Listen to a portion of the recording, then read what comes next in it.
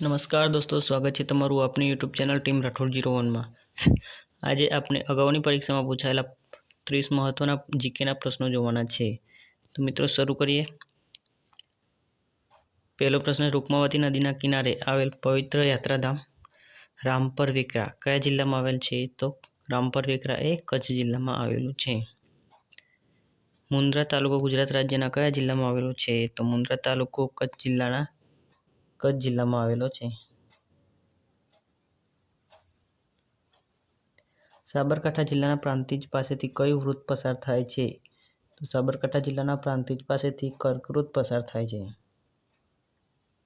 કચ્છમાં કોટાઈનું સૂર્યમંદિર કોણે બંધાવ્યું હતું? તો કોટાઈનું સૂર્યમંદિર કાઠીઓએ બંધાવ્યું હતું। પાંચમો પ્રશ્ન છે, નવસારીમાં પૂર્ણા નદીનો સમાવેશ ક્યાંથી થાય છે? તો કુરેલ ગામથી। છઠ્ઠો પ્રશ્ન છે, જૈન પંચતીર્થમાંનું વિખ્યાત સ્થળ જખૌ કયા જિલ્લામાં આવેલ છે? તો જખૌ કચ્છમાં આવેલું છે। જખૌ એ કચ્છમાં આવેલ છે। પ્રસિદ્ધ લોકમેળાનું પવિત્ર સ્થળ તરણેતર કયા જિલ્લામાં આવેલ છે? તો તરણેતર એ સુરેન્દ્રનગર જિલ્લામાં આવેલું છે। પ્રસિદ્ધ કોટાઈનું સૂર્યમંદિર ક્યાં આવેલ છે? તો કચ્છ જિલ્લામાં આવેલું છે।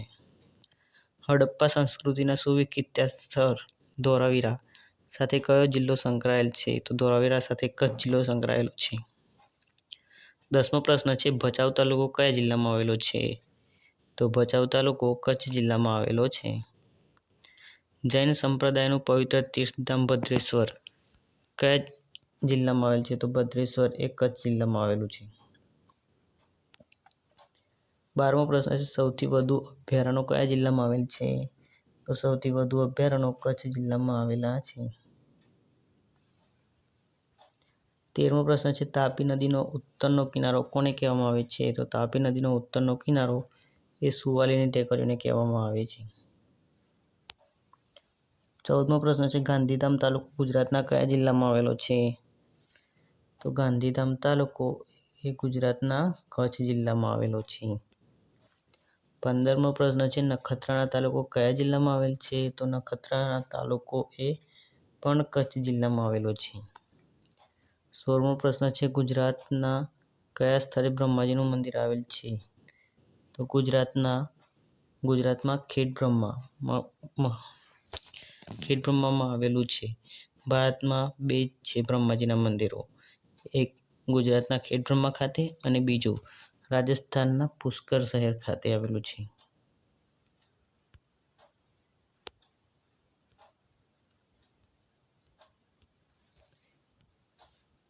18મો પ્રશ્ન છે, સૌથી વધુ દુધાળા પશુઓ કયા જિલ્લામાં છે? તો ખેડા જિલ્લામાં છે, બરાબર। 17મો પ્રશ્ન રહી ગયો, તો ભાથીજી મહારાજનું પવિત્ર મંદિર ફાગવેલ કયા જિલ્લામાં આવેલ છે? તો ફાગવેલ એ ખેડા જિલ્લામાં આવેલું છે। 19મો પ્રશ્ન છે, રણછોડરાયનું પ્રસિદ્ધ મંદિર કયા જિલ્લામાં આવેલ છે? તો રણછોડરાયનું પ્રસિદ્ધ મંદિર ડાકોર એ પણ ખેડા જિલ્લામાં આવેલ છે।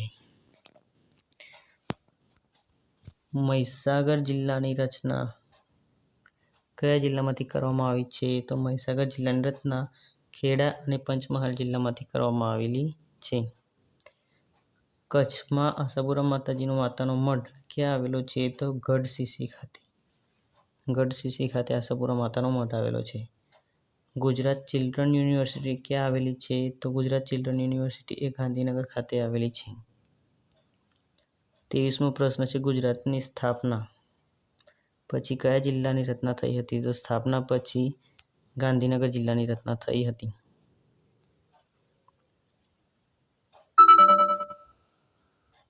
ઇફકો લિમિટેડ કંપનીનું મુખ્ય મથક ક્યાં આવેલ છે? તો ઇફકો લિમિટેડ કંપનીનું મુખ્ય મથક કલોલમાં આવેલું છે।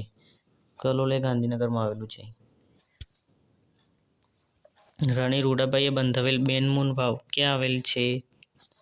તો રાણી રૂડાબાઈએ બંધાવેલ બેનમૂન વાવ અડાલજ ખાતે આવેલી છે।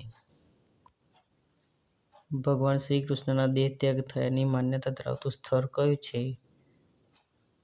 ભાલકા તીર્થ, જે ગીર સોમનાથ જિલ્લામાં આવેલું છે। કોડીનાર તાલુકો કયા જિલ્લામાં આવેલ છે? તો કોડીનાર તાલુકો ગીર સોમનાથ જિલ્લામાં આવેલો છે। નવલખા પેલેસ ક્યાં આવેલ છે? તો નવલખા પેલેસ ગોંડલ ખાતે આવેલો છે। ભુવનેશ્વરી શક્તિપીઠ ક્યાં આવેલ છે? તો ગોંડલ ખાતે. 30મો પ્રશ્ન અને લાસ્ટ પ્રશ્ન છે. દરિયાકાંઠે આવેલું રમણીય સ્થળ અહમદપુર માંડવી એ કયા જિલ્લામાં આવેલ છે? તો માંડવી એ ગીર સોમનાથ જિલ્લામાં આવેલો છે. મિત્રો, તમને આપનો વિડીયો પસંદ આવ્યો હોય તો વિડીયોને લાઇક કરી દેજો અને શેર કરી દેજો તમારા મિત્રો સાથે, અને આપની યુટ્યુબ ચેનલ ટીમ રાઠોડ 01 ને સબસ્ક્રાઈબ પણ કરી દેજો. જય હિન્દ, જય ભારત.